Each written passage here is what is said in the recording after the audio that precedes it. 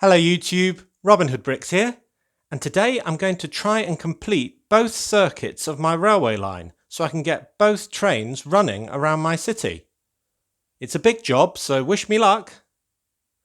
Now before we get started on the railway line in earnest, I thought I'd do a few housekeeping points. And the first is to add a blacksmith to our forge. And I thought, who better than the Abe Lincoln type character from Apocalypseburg in the Lego Movie 2?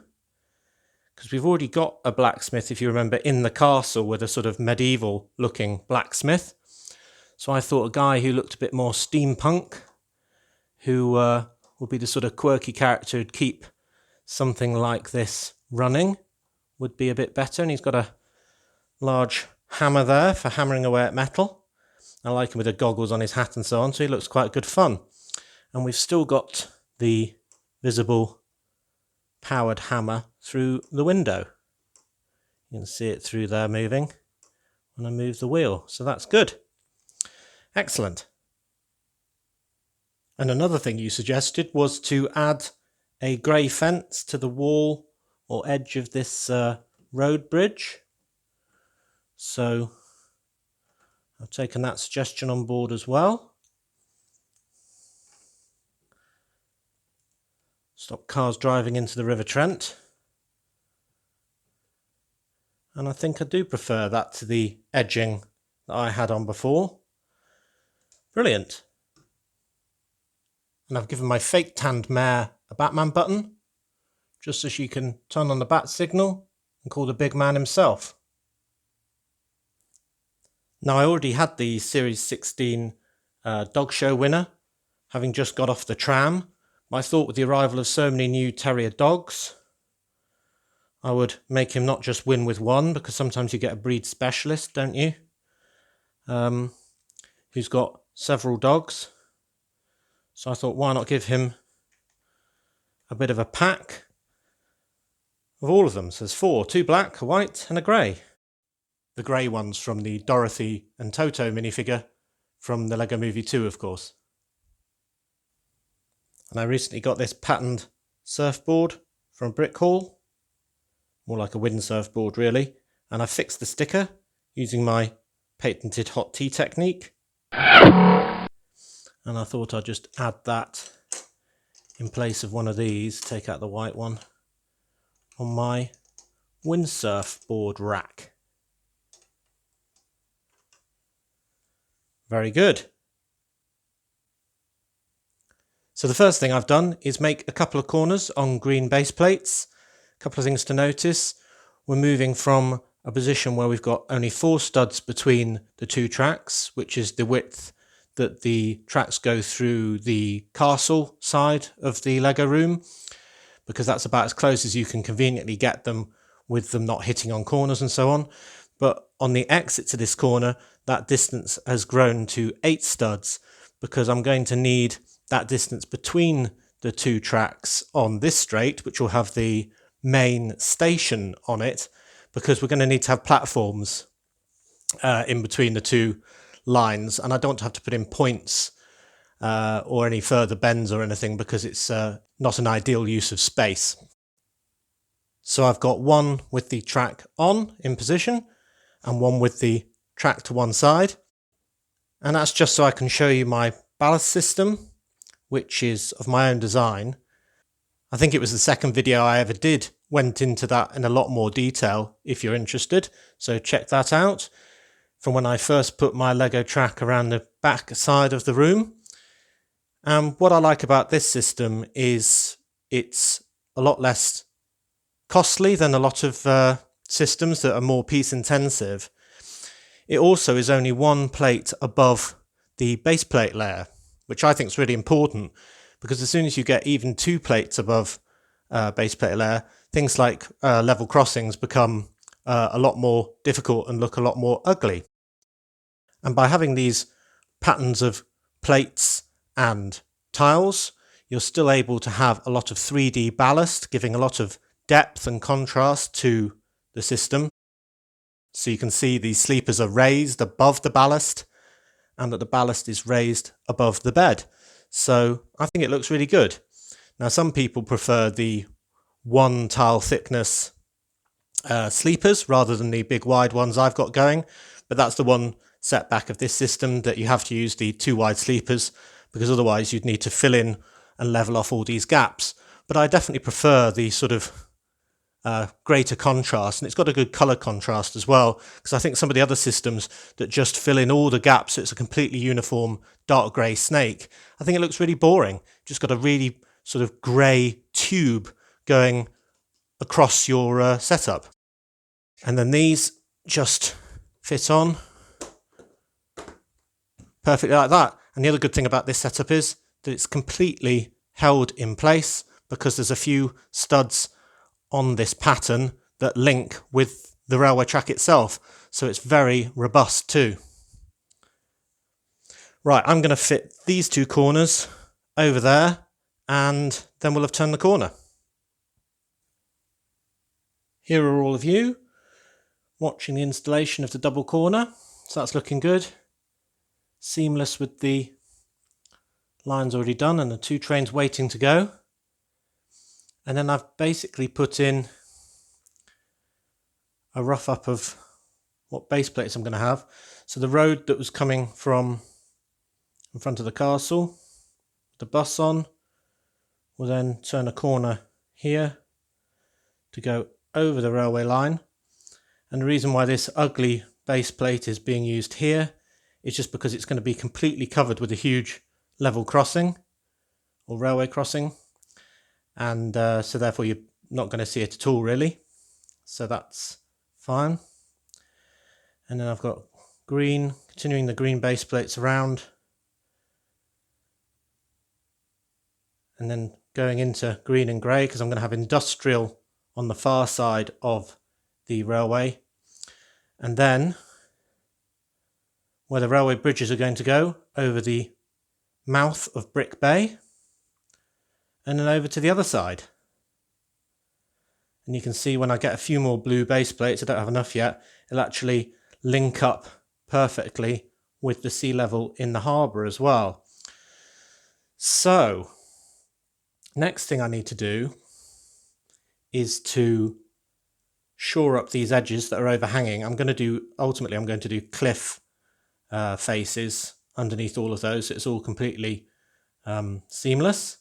But at the moment I'm just going to put in some temporary structures to support the rails that are going to be on the railway spanning this, because I'm hoping to do that today, if only in a temporary way.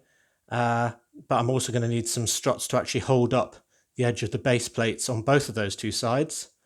And then railway across all of that. Right, let's get going. Now for all this straight rail, I need to make an absolute load of these, just 2x4s with some ballast on to go in all of the gaps in between the rails. So I've got an absolute shed load of dark bluish grey 2x4s and an absolutely huge amount of light grey studs, and basically I'm going to have fun for the next 20 minutes just making a load of those. Then I need lots of 6s and 8s and things like that in plates in dark grey for the edges. And then I've got 2x4 brown tiles and 1x2 brown tiles for the sleepers themselves. Phew. Right, so I've ballasted the straight bit between the corner and where we're going to have the crossing, so you can see the gap between the last half sleeper and the first half sleeper there is going to be where the railway crossing is. But I'm going to have to step up the pace because I'm already running low on time. If we want to see a train actually completing the loop, I'm going to have to get just building plain track rather than fully ballasted track, because it just takes so long to do. So I'm going to get on with doing what is most important if we want to see some motion, and we can come back and do a second part perhaps to fill in the details. Good. Okay, so I've done the outer loop. After finishing the ballast on the area over here, just completed the straight track all the way along this green edge, Around the corner here, I've done a makeshift bridge, just supported at the right level, and then connecting with the ballasted bit that we had before. So now we've got the red cargo train from 60098 to go round. Lights on. Inaugural track.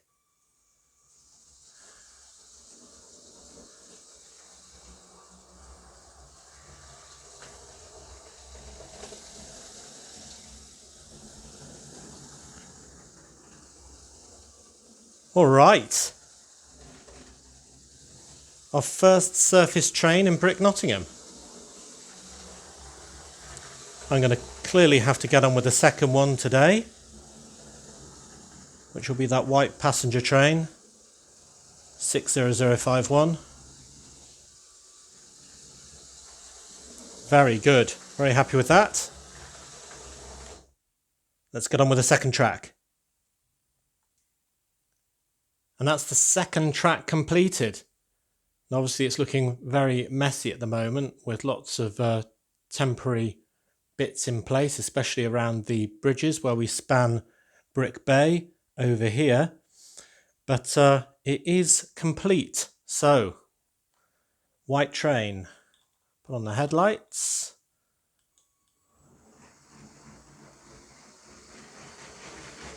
And the passenger track is up and running.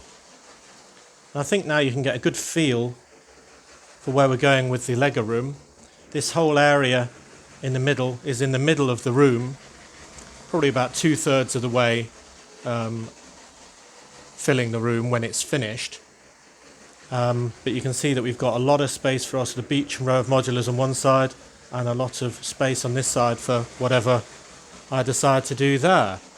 And I think the twin rail bridges that are going to be all built up and looking fantastic over Brick Bay, you can sort of get an idea of how they're going to look as well.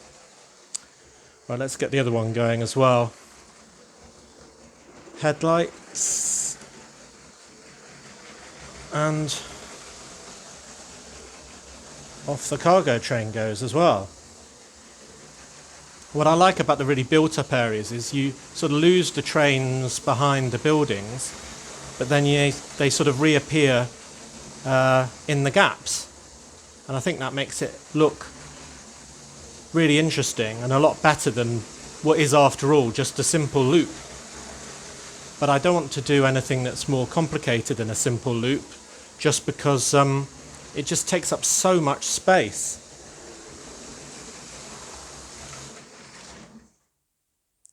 Awesome. Let's have a closer look at the bridges.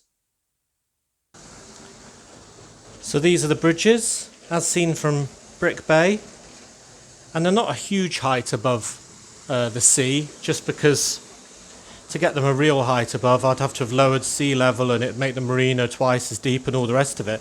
But I think you'll be able to get a sort of a reasonable sized motorboat going underneath them. Obviously all these things holding everything up are completely temporary, so don't worry about how ugly they look.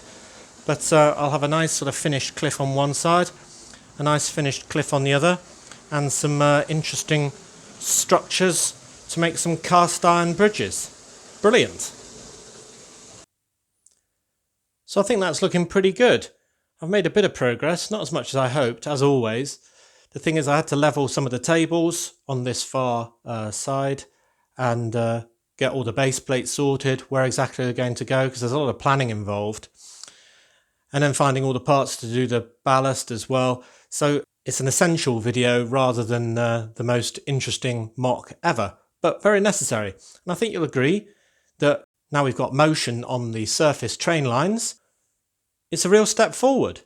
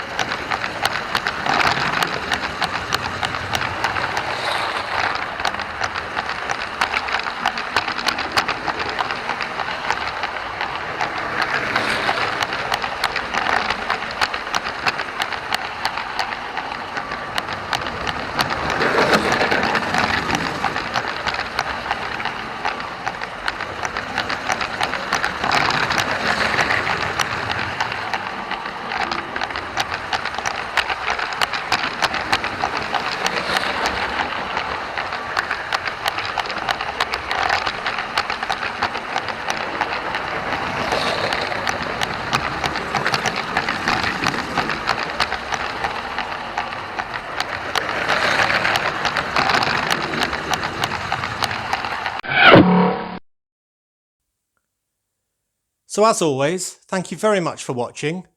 Do remember to like, comment and subscribe for more awesome LEGO videos. And next time on Robin Hood Bricks, I think we'll get on with finishing the ballast for this train track and probably putting in the level crossing. See you then!